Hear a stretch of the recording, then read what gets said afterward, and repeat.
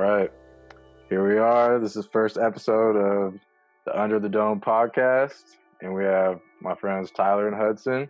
Cheers, boys. You could introduce yourself. Yeah, Hudson Payne, designer.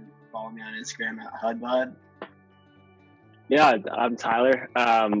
Just a little kind of story behind us. We met freshman year of college at Cal Poly and got to realize that our skills kind of aligned, and Hudson kind of showed me the ropes of Adobe softwares, and we decided to jump into it and start our design company our sophomore year. You can follow us at local.co on Instagram. That's LOCOLL.co. And yeah, we just kind of took off from there and just picked up side projects, and most of our projects have been just stuff we are interested in and found inspiration just in our daily life, and kind of just kept it going and just made things fun. Like, there's nothing too serious about it, and I think that's what kind of makes me enjoy designing every day and making stuff every day. Just can't take things too serious. Yeah, I think that's definitely that's our thing, basically. That's, I think, why we had a similar outlook on design and art and creating and all that kind of stuff. So we both like to just have fun and smile. So that's our short blurb about ourselves. And yeah, we're excited to be here. I remember first Hudson when I was doing one of the first Creators Network meetings. There was pretty much, we brought out pizza and nobody pulled up, but then I think you were walking by the art and design room, and then you're like, "Hey, what's going on in here?" And then I think I actually got like your card with your logo and everything, but even back then, so that was dope. And then I was in class with Tyler. I think I was just like checking out what he was doing on his computer. Like, he was looking at streetwear or something on Instagram. I don't even know. And I was just like, "Hey, what?" Like, just start chopping it up from there. Yeah, definitely the kids in the back of the class just doing our own thing and just vibing. Yeah. Yeah. I feel like we were just like having side conversations, like thinking about trying to design other stuff, not in the class most of the time, Yeah, talking fashion big time. I think that's where we connected. And then, of course, you jumped on that. I knew you had big ups in video creation and editing and stuff, and we got you on that music video with Drake.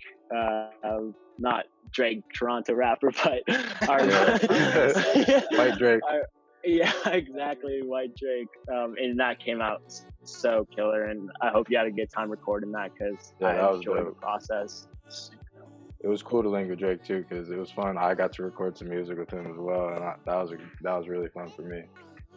Well, the funny thing about Drake is I found his music on SoundCloud in high school.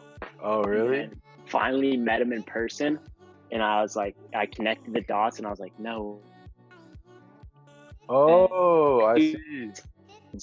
He was over beats, and yeah. And when our close friend Ben introduced me to him, as like, "Yo, my boy needs some album covers, maybe a little more branding to his name." It just clicked like that, and it was fun just being in the studio. I've never been in I know it's his bedroom studio, but I've never been in that kind of setting before, and it's fun just seeing him work, and he has that passion and that drive for sure. It's good quality studio too. The auto tune, you just get to listen to yourself. Oh yeah, let's give a little shout out to what you guys are sipping on right now too. Yeah, we drinking the New Belgium Voodoo Ranger IPA. So you can put that up. All right, let's get a little sip and a review. A little taste review. Yeah, it's your classic IPA.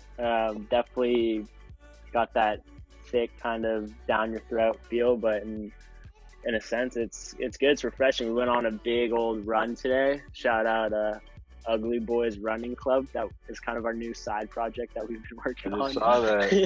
So if you guys want an Instagram sticker, check them out. Yeah, that's kind of been the latest thing. So I figured out how to get the approval process or whatever for Instagram stickers, and now it's if we have ideas, I just have this template in After Effects, and Tyler will send me a logo or something he drew, and I'll just pop it in and press a couple buttons, and then by the next day it's on Instagram. So it's nice to see our stuff, just be out there in the world to do a lot less of what we used to do with like merchandise and stuff like that. So Yeah. trying to like, you know, we were talking about it earlier, we just flow with like what we're feeling and like we like have fun. And Ugly Boys Running Club was like just a funny joke that Yeah. I don't know, it just ended up turning into what it It's is funny. now, which is still a joke, but at least it's a, you know. It's And a of little more course, we're confident big streetwear brands like Anti-Social Club, and always taking inspiration from everything. At any stimulus you feel, I love looking at streetwear, even though I don't have the money to buy it. But it's just like it's just those things that like you see every day and every drop or whatever. And Instagram's such a big influence for me, especially, and I feel like it is for all of us. Just 'cause, Yeah. it is a big app that we all are addicted to, but at the end of the day, it's creators creating and it's helping other creators create. So I think that's what's cool about it. Yeah, I'm always saving posts to make like a little inspiration board, just a fat inspiration board, just dope stuff that looks cool. Exactly. Yeah, you should see the our DMs, like Tyler and I's Instagram DMs every day. It's like, you know, at least a couple dozen things sent back and forth, and that's almost like my like inspiration board. I mean, a lot of it's like shitty memes and stuff, but like there's also some really sick stuff. I always send them like I mail on door or whatever it's called. Yeah, I think that was like the big brand you showed me and we connected on was that Amine Leon Dior out in Manhattan, dude, and they're killing both sides of streetwear and high fashion, and it's just fun to look at. Yeah, it's like a brand that's matured way beyond its age, I guess, right? Exactly, and they're hitting every crowd, and which I do later on want to talk to you about fashion, and I would love to get your point of where it's going and where it's headed, just because I see it going in different ways, but yeah, I'm not sure either. I've been thinking about different ways to pivot and make things more sustainable or recycle, you know, stuff like that. I was telling Hudson the other day, I think it is moving towards more recycled clothing. I think high fashion will die out, and I think we'll see thrifted goods getting screen printed over, and I think the cuts of old tees where they are more boxy rather than slim fit will definitely make a comeback. But yeah, I think that's fashion is fun to talk about and just see what people are wearing. I think is always fun. You guys made some sick hoodies. Talk about that process a little. I have one myself and I love it. Super soft. Yeah, I mean, you know, it kind of all started with us literally going out, finding what hoodie we both liked and buying 30 of them and being like, well, we have 30 hoodies, what do we put on them? Well, let me interject and say we spent like at least a week determining which hoodie to get and like probably 2 weeks, honestly, and because we're like, if it's not comfortable, if it's not like something people want to wear, they're not gonna wear it, even if it's, you know, the coolest thing ever. And then we bought it from some like kind of shady website where the prices were extremely low in bulk, and I received it in 2 different boxes and all this kind of stuff, but they were all legit. And then, like Tyler said, we were like, what are we gonna put on these? And we started with patches. Yeah, Hudson had this kind of Big Sur yin yang design he's been working on forever, and it probably took us almost a year to dial it down to something we both enjoyed, but also like it was just, we just kept going back, which is always the process. You just keep going back to it, putting it in the backlog, bringing it back up. Finally, we found what we wanted, both liked, we got a dope patch manufacturer, and we can't, that's exclusive information we're not sharing. But found the colors we liked, ordered a bunch of patches, and we're like, well, no, I personally haven't seen a bunch of sewn on, iron on patches on sweatshirts, because for me it's always what's new, what's not out on the market yet. And we had these patches, and then from there, I think I kind of took over, and because I have pretty good relationship with the screen printer, and wanted to print right over the the hoodie pocket, which wasn't really done, and then just get the back just absolutely ginormous with the patch logo. And then we just started getting nitty gritty with it. We're like, we need custom tags, we need custom drawstrings, where just like we just kept going with it, where we wanted it so customized that like when we gave them to our friends and family and whoever, they knew like how much work we put into it and how much like we appreciate like the process of it. I feel like we truly hand stitched, and it was largely Tyler, so I won't take too much credit, but hand stitched every single freaking hoodie. Like, you know, I think some of them we sewed the patches on, but the tags we had to sew on, and it was like certainly a labor of like passion and love, and like it was almost like every one that we gave out was like a bespoke product where it was like, yo, this is yours. Like, they're like, not all of the drawstrings are cut to the same length, because like one day we were doing it when we were hungover, and the other day we were doing it when we were like feeling great or whatever. Yeah, I think people recognize that too, you know. And what's better is that with the comfort of the hoodie, what's funny is I've heard so many people say to me, dude, it's just the most comfortable hoodie I have. And I wear it so often, it's actually pretty dope. You know, it's like, damn, that's our original goal of like, let's just make something people want to wear. And then after that, like, they start to like notice the small things, and you wear something so often, and you notice like, oh, these are like a paracord drawstring. This is nylon, like woven nylon. And well, I guess paracord kind of is well known, but like, it's not your normal drawstring. And yeah, I mean, we I think we have one left, but I'm gonna take it. Yeah, and maybe one small, but let's add that. Is that like a note?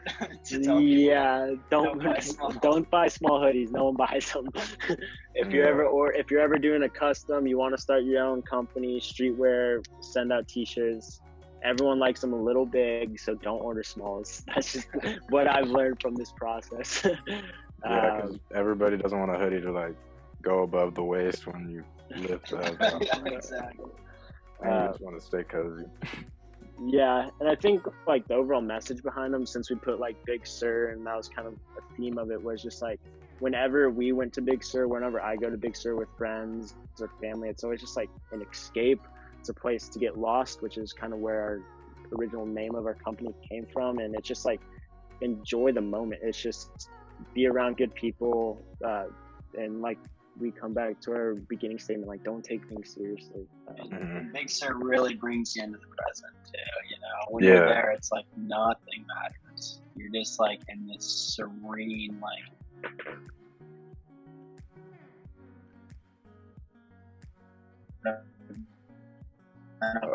we probably have at least once.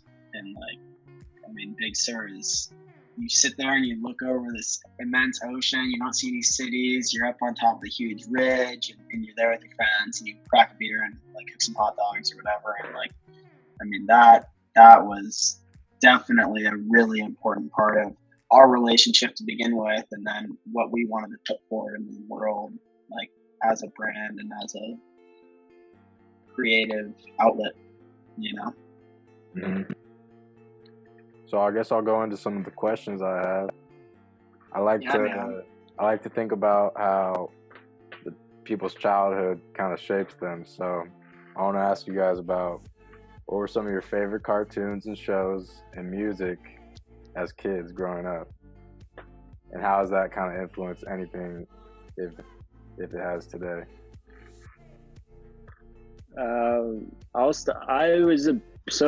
The comic books I read growing up were Calvin and Hobbes, Garfield, and then I don't know if there's a really niche series called Bones. Yeah, I know Bones.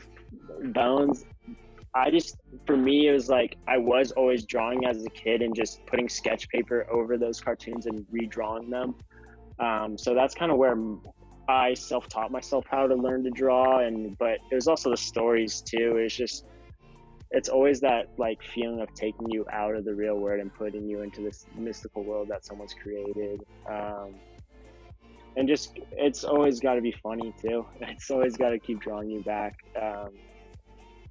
Music as a kid, it's what my parents listened to. It's rock and roll, and it's still what I listen to this day. It's kind of drives me, and something I can put on a Rolling Stones album while I'm creating and just get lost in it and just produce work. Yeah. I mean, for me, it was like, as far as books go and stuff like that, I like Roald Dahl was really big for me. I think everybody had experiences with Roald Dahl, but like I remember that some of his books being the first ones where I was like, this is like, really, it's just fun to dive into, and it's not, doesn't take itself too seriously, but it's still like overly specific about some weird details, and I identified with that. And then as far as music, like I totally agree with Tyler. It's like, yeah, it was what my parents listened to, which at the time, like, dude, like a ton of Jack Johnson, like a lot of like Sublime, like really like pretty typical early 2000s kind of like fare, but then there were a lot of like funny ones in there too that I still reflect on, like Chumbawamba, you know who that is, like I Get Knocked Down, that whole song, that was my favorite. That's one of those songs that like stuck with me. It's like, I get knocked down, but I get up again. Yeah. I stay with that shit. And I love the energy of the early 2000s, like ska and all that kind of stuff. And that's not to mention, like, No Doubt was really big for me too, and even like Shania Twain, dude, like just some really powerful, like super dope women that made really good music in the 2000s as well. Let's get, is there any particular moments that helped teach you something or change your thinking in any way that kind of inspired how you moved forward? That's pretty vague, but yeah. Well, the funny thing is, I came into Cal Poly as a chemistry major just because I took AP Chem my senior year of high school. Had no idea what I wanted to do, but I was taking art classes in high school, and I knew it was a talent, and I knew people around me were, I wouldn't say they were supporting me, and they knew like that I should be drawing constantly, but it was just like never a career I thought could happen for me. But then like kind of later on freshman year, actually, after I got that college experience, I kind of just realized like you are so immersed in the art world, and you get just like a huge just like flow of it every day, and you don't even realize that there's so many different paths you can go down. And I think I can't pick out the specific moment where I realized that, but I would say like going into summer after my freshman year of college, I was like, wow, I can really do art as a living. And that's when I was like, I got to change my major. I got to kind of like flips a switch where your paradigm is just like, yeah, this is something you can do and you can be successful at. It's probably like why I'm still loving what I'm doing creating wise. So. Yeah, I mean, I think that's certainly like something that every artist will struggle with for a long time, and I'm certainly one of those people. Although creating our stuff together has made me a lot more, grounded in that. But, for a significant moment that happened to me that like changed a big perspective was, and we won't get into the details, but like, lived in my van for a while, and a couple weeks ago it caught on fire. I lost almost everything, and crazy story, and really insane that happened to me. But what it came down to as far as like staying on top of the creative thing is like, I was like, where are my hard drives at, and it was like, why the fuck didn't I post any of this shit that I have on my hard drives already? Like, why am I being so hold up with my creative life? Like, can you just put this stuff out there? Because even if it's a shitty video that's on YouTube, even if it's something that I'm not necessarily putting in my portfolio, like that thing's online. And if I got into another situation where I lost the hard drive, like, so be it, at least those memories are published somewhere, and at least those ideas have been, followed through with in some way. And I think everybody has that issue as well, but that was the big realization for me. It was like, what the hell are you doing, dude? Like, you don't realize anything at any time could go wrong. You could be driving down the street and something could go wrong, right? Or walking. So like, get your shit out there and like just do it, and don't get so caught up in the details. Focus more on pushing things out. Yeah. That was a big realization for me recently. I also had 2 phones that got completely wiped and lost. So like my freshman year phone with all my memories from the whole freshman year of college, everything like that got one of them got put in the wash on accident by my ex, and then it was destroyed. So I lost all the memories from that. And then I didn't have backups, iCloud backups, so I lost all my photos from all those times. And then I lost another phone, got robbed while I was at water polo practice in Cal Poly. So I lost 2 sets of like fat amount of memories. And I'm a photographer, so I'm shooting all the time. I got so much stuff on there, and I feel the same way. It's like lately I've been trying to get in the mode of kind of get it out there right away. Like I have an idea, I like shoot it, edit it, get it done immediately and post it. And then it does feel liberating. A lot of times I'm dealing with my computer. I have a terabyte of storage, but when you're a videographer, that's nothing. So I run out of space all the time. Your computer's like, this is a fast ass computer, but it will run out of space sometimes. And then I'm not gonna lie, I'm not a videographer who archives all my stuff. Once I finish some of these projects, I just delete everything, like, because it's up there, it's done. I'm not gonna touch it again. So. Respect, dude. I can't do it. I can't delete shit, and that was a big part of like, I don't know. I have some hard drives that are like ashy and shit. I don't know if they're okay, but I think I actually got away pretty good with what I had, but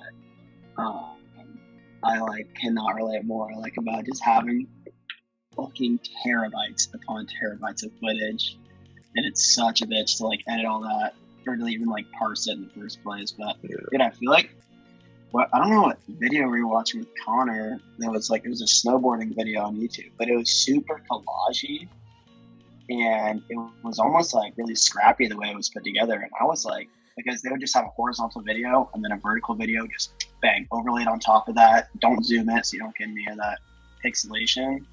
And you'd have 2 videos playing at once. And I was like, this is what I'm going for, bro. It's like, just fucking put it all together, get a good song, because I always feel like my videos are dictated by the music, or at least they're like motivated. And then just like blast it out there, because at the very least, like, fucking memories, bro. And we're all getting older, like we're still young, but the time dilation, it already, you can feel it. Yeah, it's a piece of you, and you're like, I don't know about you guys, but I don't know if my memory feels that great. So that's kind of like part of my record keeping, and now it feels like a piece of you is kind of missing.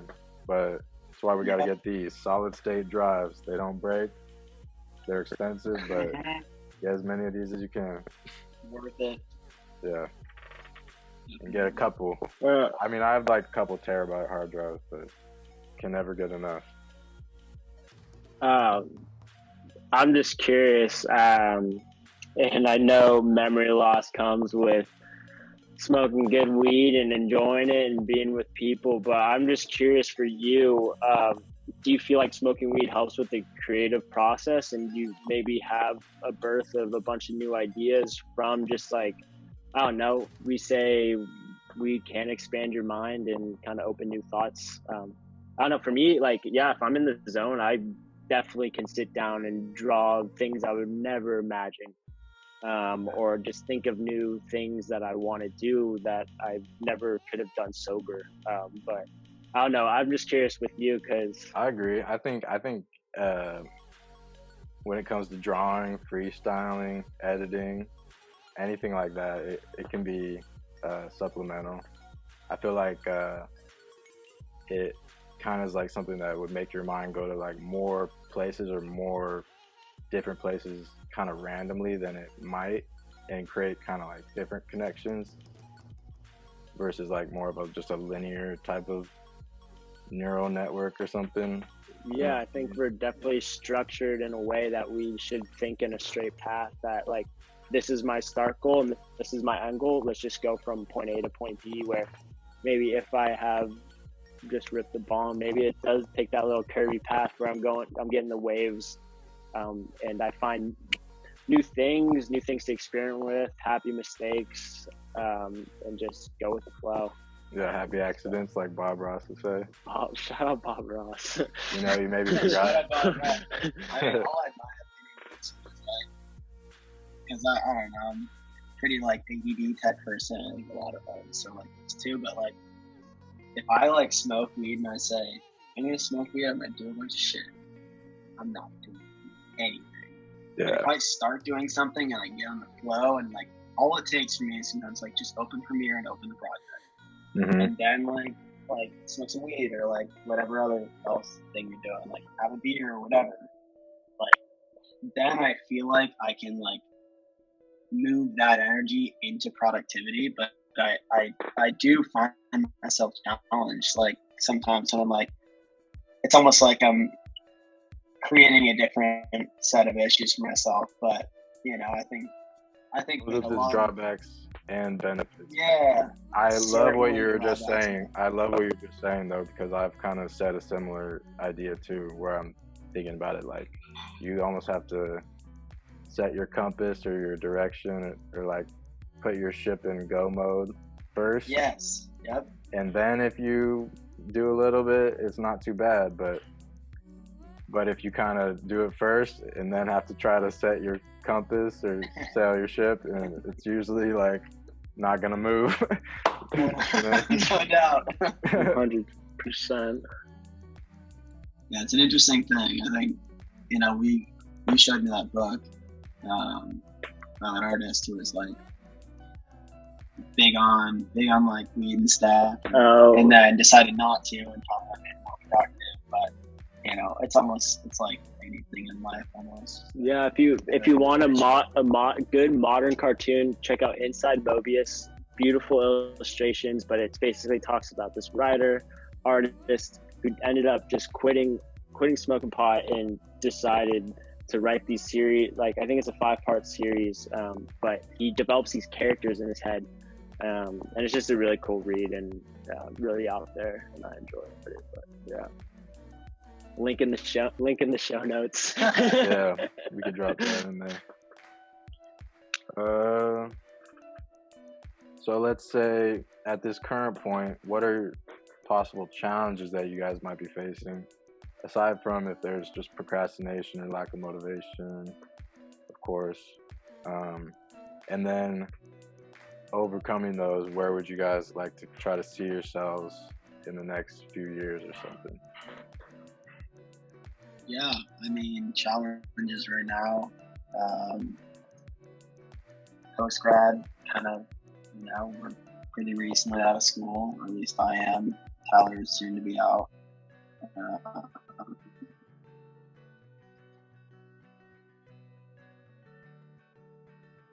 Might be dropping out first a little bit.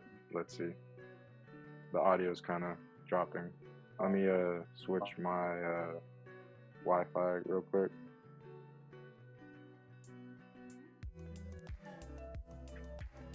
Avenues for creative expression and where I can like apply my energy to being a good part of the company. Sorry, Hudson. The audio was just dropping. I think it was my Wi-Fi, and then I just wanted to make sure. I think we're still good. But yeah, if you just want to repeat a little bit of what you just said. Sure. So just working as an in-house designer at a boring, you know, relatively speaking, a boring company, like a medical company, it's not fulfilling creatively. And so for me, it's like, how do I draw the line, and how do I make sure that I'm continuing to push myself toward my end goal, toward my 10-year goal, which is, you know, having my own creative studio of some kind. And because I'm done with school now, and things are a lot more real, and it's kind of time to take action for what I want. Yeah. So that's my current struggle. Yeah, for me, this is my last quarter at Cal Poly, so definitely finding the right place, which I think I have to realize that doesn't happen right away. But also I am struggling to put my portfolio together. I'm all over the place creatively. I love video editing. I love drawing. I love branding brands, so making logos. And then there's also those little tiny things that you really don't know is that what you include in your portfolio? Do you kind of leave some stuff out? Because it's weird. You don't know what jobs are looking for. You don't know what companies are looking for. So for me, I keep putting back my portfolio, and I know I have so much work in the backlog, and I've been trying to finalize stuff, bring stuff in the front, and just finish unfinished projects, but also just kind of like structure what I do want to put in my portfolio, because that's a representation of you. Like, that's your personality, your heart and soul went into these projects. So that's been kind of the struggle for me, and also just looking for jobs, which is a hard part of anyone's life. But yeah, that's where I'm at. Especially right now, the jobs thing, it's like, especially for designers, there's a lot of people that very like skilled designers have been laid off and who are now in the same jobs that we are, and so it can be really intimidating for sure. Mm-hmm. Especially when you see like job descriptions like 5+ years of graphic design or something like that, which I don't know if that applies to you, because we did do our big first project sophomore year of high school. College, and spent hours on it. And does that go into it? Because I don't have that actual diploma in my hand.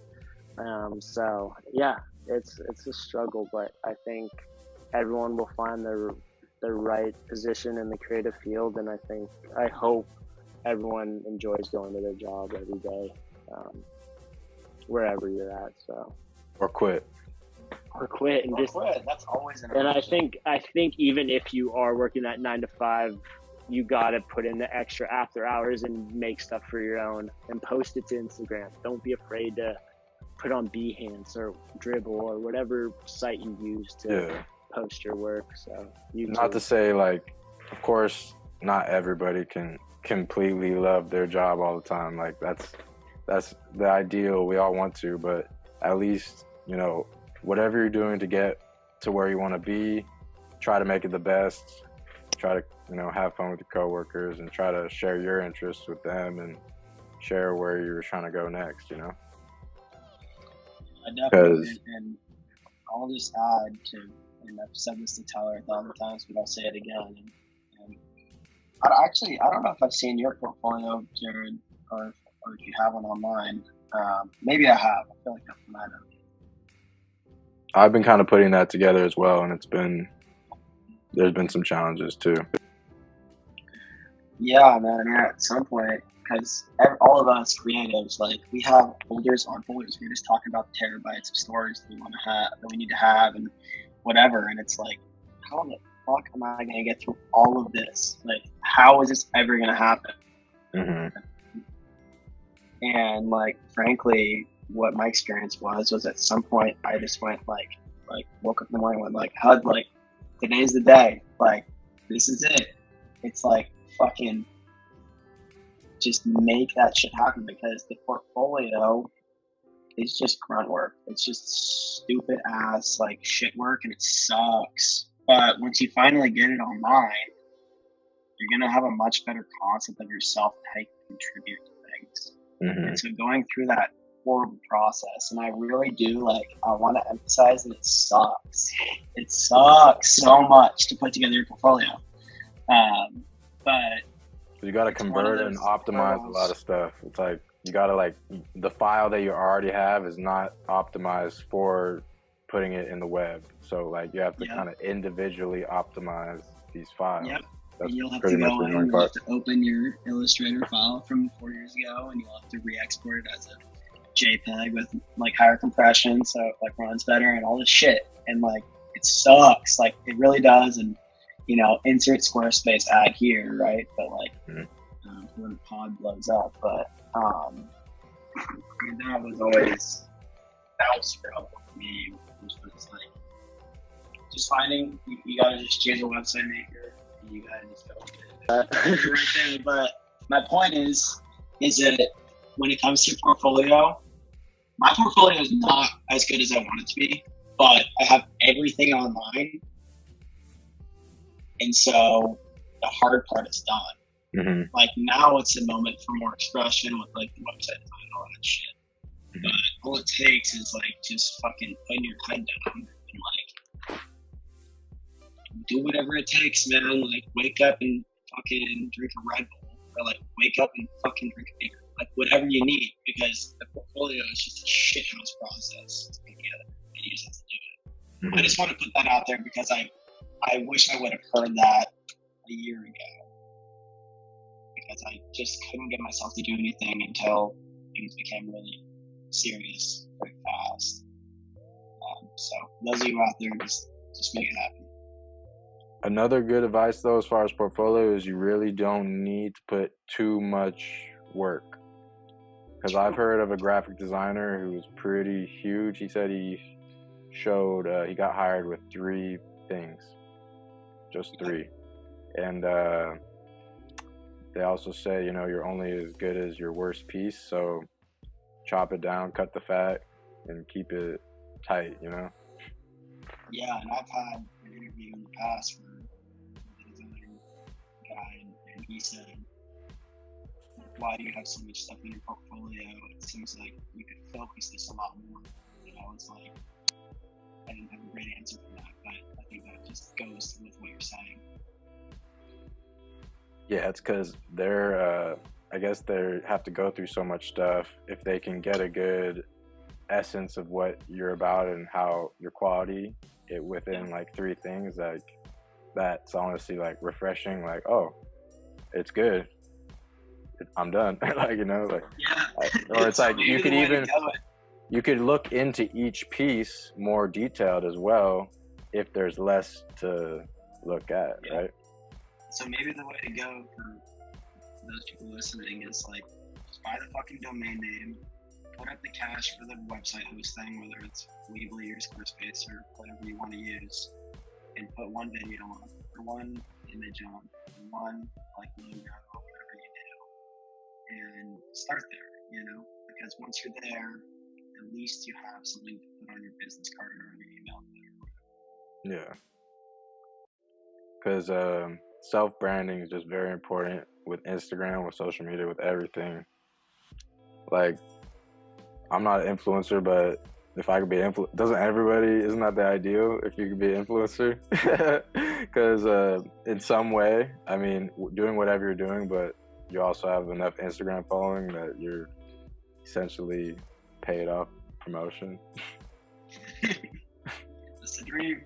Yeah, dude. One thing I love hearing and what I've heard in the past is inspire to aspire, where it's like you want to inspire other people to also like bring themselves up and put their stuff out there. And I wouldn't like influencer lifestyle is awesome, but at the same time, you just want other people to feel inclined to put work into their everyday and really just be themselves, and hopefully people will be themselves also and find inspiration in that. So yeah, I think we all like to feel connected, and the more connected we feel, whether it's through Zooms, especially right now during quarantine, the healthier we all feel, and especially we feel a little more energized and inspired, because it's definitely easier to even come up with ideas. Like, you got your boy next to you, you guys are together, like you guys are my boys too, like it's easy to come up with ideas, like conversation flows naturally. But if you're in a bubble or by yourself, I could see how that could definitely feel tough to come up with ideas, or feel like, how am I going to produce this, or just feel more like stuck. Like, shout out Drake.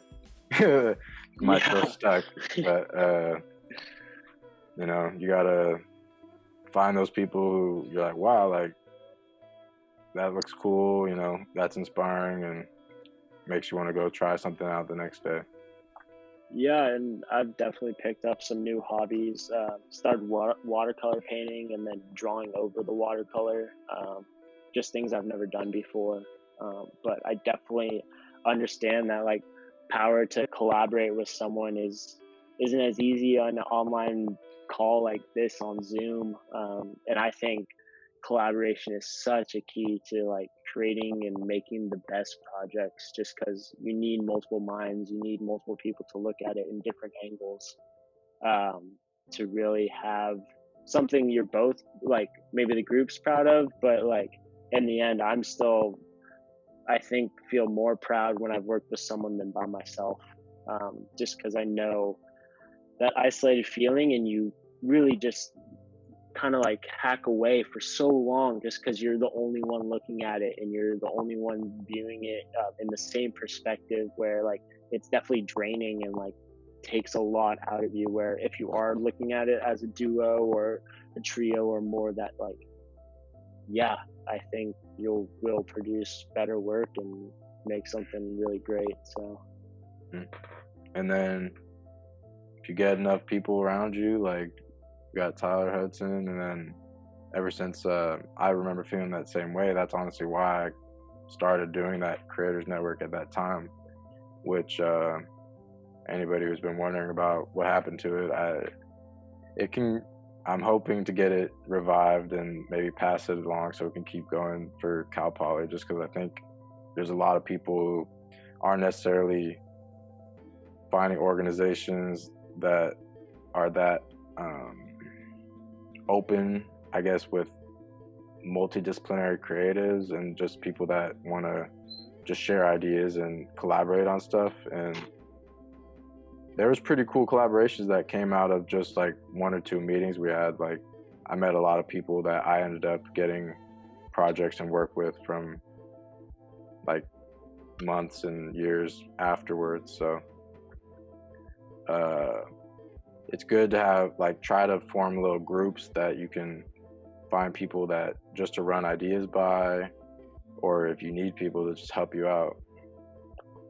Oh, and I will say, like, during this pandemic, like, personally, I've picked up a lot of side projects for friends of friends just through work I've put out for them. And then they've always been kind enough where I'm never asking for much. I just want that work posted on Instagram and them to recognize me through it. And I will say cash is fun to have in the bank, but like at the end of the day, if you're loving what you're doing, then who cares? Like, and if the other end of the project, maybe the client is loving what you're putting out, then they will recommend you to friends of friends, and really, then that's when your portfolio starts forming, and that's when you start picking up more and more projects as like an independent creator. Or so yeah, it's been fun. Then doing branding projects and whatnot here and there. And I'll add that doing that kind of stuff helps to keep things light, you know, keep things fun. And like, you know, my buddy working out at home, and he put together like a crappy home gym, and like his brother was like training him, and he was like, "Yo, dude, make a logo for us." And I was like, "Oh, all right." And then I did it, and it was like that guy was so stoked on that logo, and I don't care about the money. And it was like, you know, you're just bringing joy to people, and you're filling your time with practice, and practice is really big. I think it's underappreciated in the art world. Mm-hmm. The skill to practice and self-assign is like a very slept on skill. No doubt. And I listened to a great podcast at some point that was like, what does a plumber do? It comes to every house, and every house is different. It has to do a special job for every, you know, plumbing system. But like, why is that plumber good? Is it talent? Like, no, that plumber has been doing plumbing every day for this many years or months, and it's really no different. Like, if you just do it and you keep doing it, you'll get better, you'll get faster, become more expressive and creative, and it's, like you said, it's extremely slept on. I'm just like, just get your ass into Illustrator or into Premiere, whatever your thing is, and just fucking do it, dude. Because you're gonna be shitty. You have to be shitty before you get good. And it's crazy because it's oftentimes what feels good, like being lazy or just the simple pleasures of life, don't reward you as much as you want. And then it's like the stuff that feels shitty or feels like a struggle is like always a victory or instant reward, like whether it's working out or just struggling through a new challenge or a lesson or something, or a tutorial even. I'm just curious, did you take Enrica's 3D modeling class this past quarter on winter? Yeah, I learned 3D modeling. It Nice. was pretty hard. Me and Hudson took that class together, what was it, a year and a half ago? That was cool though. Oh, I struggled a shit ton in that class. But definitely we ended up forming a group and we made a little music video to a Gorillaz song with just, it was fun because I was kind of the illustrator of the group, so I was able to create characters and draw them out with, I had created like 4 different heads with 4 different bodies and 4 different legs, and like we were mixing and matching them, and we found the right character to represent these different parts because it's kind of like a story song. And that was fun because we took that from step 1 to step final, and it was just this process. We ended up staying up till like 3 a.m. in our classroom, drinking beers and just smoking weed and cranking out the project like the night before. But I loved it. I think the product came out awesome, and shout out for Gorillaz for making dope music. Yeah, I wonder if she might have showed us. She might have showed us an example of that one. Yeah. For our class. His head, if you know that song, it's like the story about the happy folk and all that. What did your animated characters look like? They were pretty boxy, honestly, but they had like hats of some kind. They were like these weird little country bumpkins. Okay. And, I don't really know how to describe it. I was just trying to remember if I saw it, but she made the class easier because we didn't have to actually do a whole animation. Like we ended up just having to do like characters pretty much. So she made it. I'll just like add to that, like as far as practicing goes, I mean, animation and motion graphic is something that I've gone into a lot in the past, 6 months, maybe 8 months. And what we learned in that class was, frankly, is actually pretty outdated as far as the way things actually happen in the workflow these days. But if I look back on what we created, it's like, man, if I made that right now, I would feel like it was not representative of my talent, or not my talent, my skills. And I think that comes from, I didn't take any classes after that, you know? I just decided I was going to download Blender and I was going to try to make dope, like trippy visuals because I like that when I go to like concerts and festivals and stuff. And it just led me down this rabbit hole of YouTube rabbit hole of watching tutorial videos and then coming back and trying new things and you know, put me into where I am now, which is like certainly not an expert in, you know, in motion graphics and animation, but definitely have a much better grasp of things based on simply exposure. You know, more time, just spending more time on it. Mm-hmm.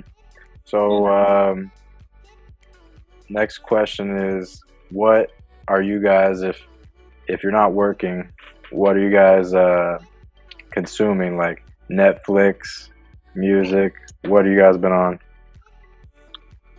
Always a lot of music for both of us. Yeah, we've definitely been into spinning records, going out and finding our favorite records and buying them on vinyl. And then that satisfaction of, for me personally, seeing the cover art in person printed and then just like slowly unveiling that perfect 33-inch vinyl record and just plopping it on, or 45 and plopping it on and just sitting there and enjoying it. I think has been fun, and yeah, we watch a lot of YouTube, but I feel like this pandemic has kind of slowed things down as far as YouTube creators are posting. And then also what we watched last night, which is on Netflix. And that was like Yeah, Love, Death, and Robots. Okay, I've watched a few of those too. Such a good animation style and it switches every episode and new plots and kind of Black Mirror-y, and I think those have been cool to discover. Yeah, I think we watch, between us, a long animated stuff. It's fun to watch. It's either animated stories or it's, YouTube-y, like more real life documentary, whatever you want to call it. But yeah, I mean, we watched Love, Death, and Robots last night, and then I woke up this morning and I watched the same episode again because I was showing the other roommates here. And it's just like every time I watch that, I get so creatively inspired. And just on that same note, Spider-Man Into the Spider-Verse. It's a movie that I watch. Fire. Just like, again, because I love just innovation in the animation world. It's so interesting right now. The way things are changing, especially in motion capture and stuff like that. Yeah, I also will add that artists, as far as musicians who kind of create this alternate reality as a cartoon character, like Quasimodo is Madlib's kind of side project, or Gorillaz have their 4 bandmates, even though it's a 2-person band. I think that's awesome that they are appreciating not just the art of the music, but also the art of the art. And I think that's cool to make 2 worlds collide in that sense. It seems like a lot of they are, like, in this time, are kind of leaning towards animated music videos and like new forms of expression, just not that basic like storytelling through real life actors and stuff. Yeah, like I know more for a lot of those really cool animation. And just to that point, like I feel like the future of art and design is just more fusion. Like it just keeps happening. Like things keep coming together, and keep learning how to merge technologies and styles into Spider-Verse is a great example, frame by frame being mixed with animation. Saying realism music, but a lot of people are starting to, even like when you wrote Kanye West, like with the teddy bear back in the day. Yeah. I think that's the power, and that's especially in our generation as the late millennial, early Gen Z, like whatever you want to call it. Like we all want to do everything, and because we want to see everything. Yeah, try to do everything in one lifetime if possible, right? Like Yeah. I like the Renaissance man in one lifetime and be pretty good at everything, right? I was also thinking about, so there's some concerns as far as jobs right now, but don't you feel in some ways the digital creators like us have some advantages as far as digital communication being somewhat one of the main currencies right now? And I think that's almost there's more of a need for more marketing and digital media, but there's also a saturation of people doing it. I agree that people who are, intelligent enough will think the same thing. Unfortunately, I think that a lot of people are stuck in a mindset that design is art and that media is art and that art is like laughable or it's not monetarily valuable. I think you're absolutely right that design is what makes companies separate themselves from the bunch these days. And I mean design as in everything that's, mostly creative media that's intentional. I can't really say I agree because I don't know. I just don't. I don't think I'm well enough integrated into enough of these businesses to see it, but I know of businesses that have design at the forefront and they're very successful because of it, i.e. Apple, right? It's like the shining example. Talking about other ones like Airbnb. Airbnb creates software solutions for designers now. Like there's all kinds of very interesting things. Cursemod, that's like animation codec that Airbnb created. Yeah. And look where they are now. I mean, we don't have to talk about the pandemic and the way they've been affected by it, but I hope you're right. That's my answer. And I'm My sorry gut, it's okay. My gut feels that there's like an infinite and like exponential growth of a need for both animations, videos, and media. Just that's pretty much Instagram is the number one advertising platform, maybe even like TikTok now or something. But yeah, like I think you don't even need video to make an advertisement, and you know, both ways, but there's like thousands and thousands of videos probably needed daily just for advertising a product, advertising a new campaign, telling a story, connecting people to a brand in some way. And then there's also just people constantly, there's always entrepreneurs making new brands. So I feel like there's almost an infinite amount of needs for video and media. I think you're totally right. I'm excited to see the way the world changes, you know, because it's clearly trending in that direction.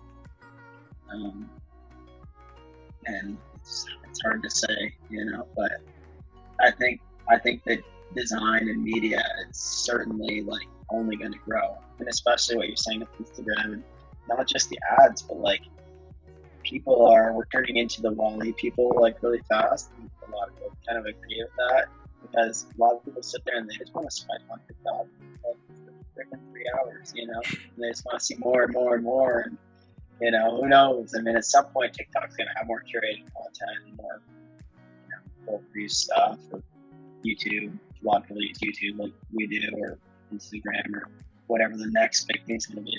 I'm sure it's right around the corner. And the question is, for me, is like how. So I'm curious. I'm curious to see. Yeah, I will. I've noticed you've jumped on TikTok, Jared, and Yep. I do see the power in it where it is giving even people who have never made a video in their lifetime can dance to a song, and their algorithm and their beat matching is allowing them to make something super creative out of something so simple as to dancing to the Renegade or the newest song out there, Roddy Ricch, whatever it is, like, which I think is a cool way of like expressing yourself. But at the same time, how artistic is it? I don't know. I will say I enjoy it and I think it's a great new app. But there's probably some drawbacks to it. Yeah.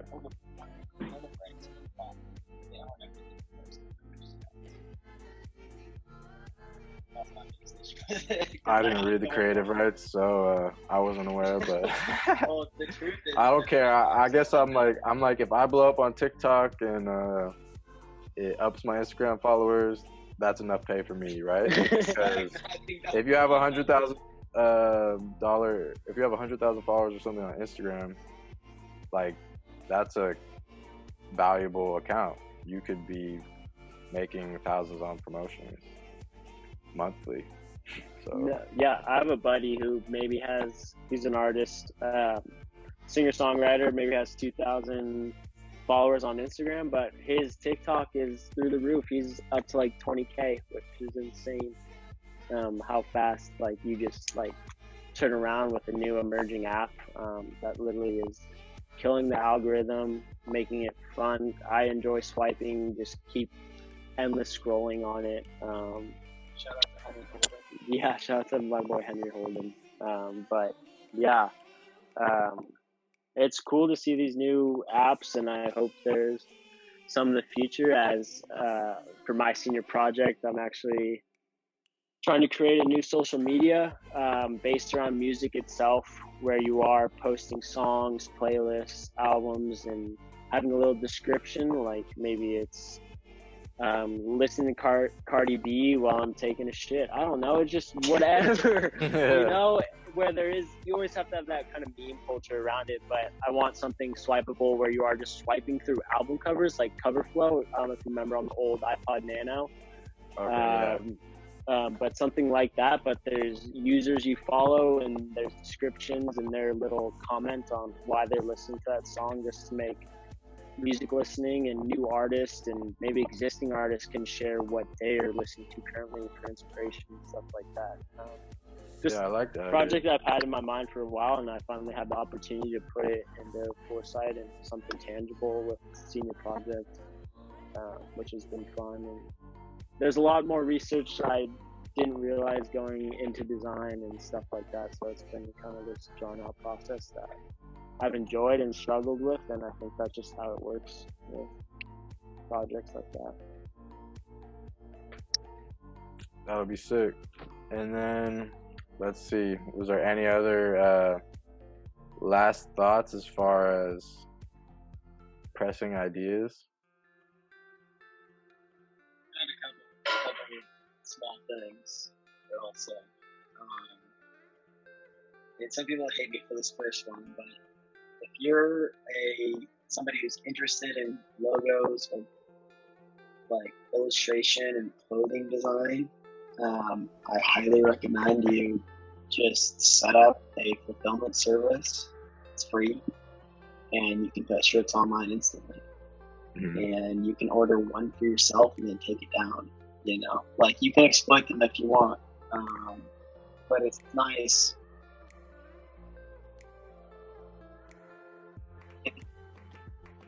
Yourself would allow you to publish things faster.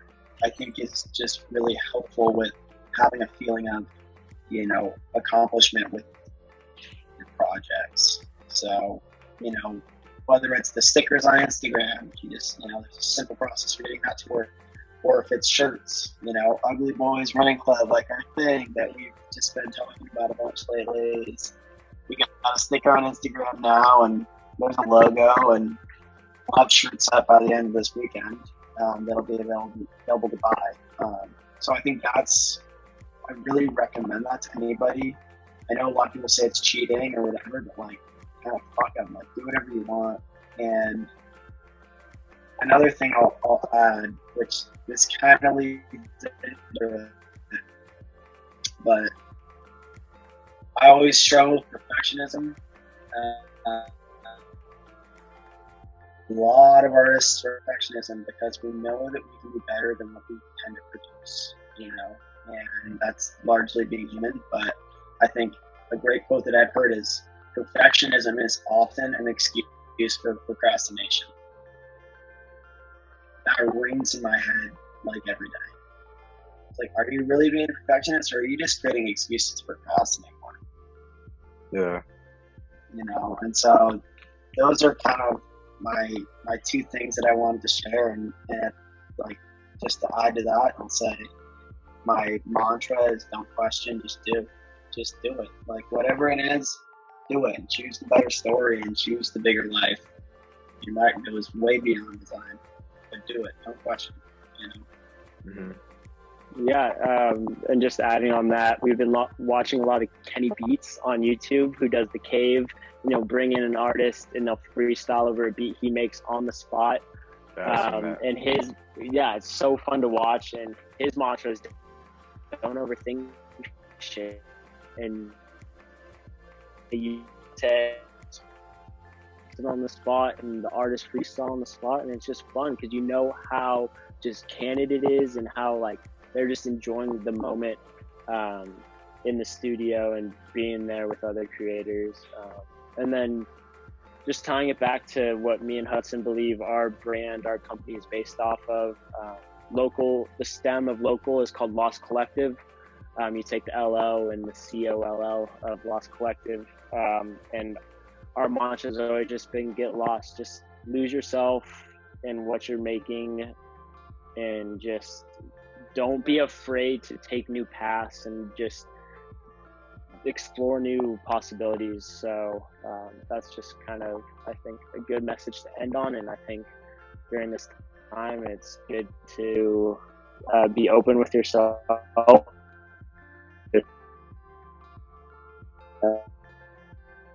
Just add one thing, like get lost with your friends. That's really big too. Because you'll never know when you end up putting something together with a buddy and it turns into a 4-year, whatever it is now, like experience company that continues to have potential in the future and stagnant a lot of the times.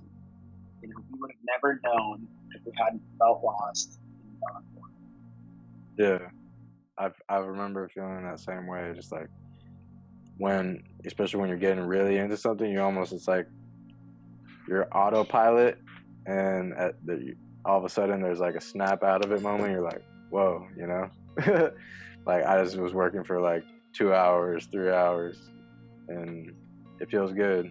And then you're like, feel accomplished. You could rest or do something else or just keep going. But I appreciate all that, boys. That was great. Yeah, absolutely. Just like people out there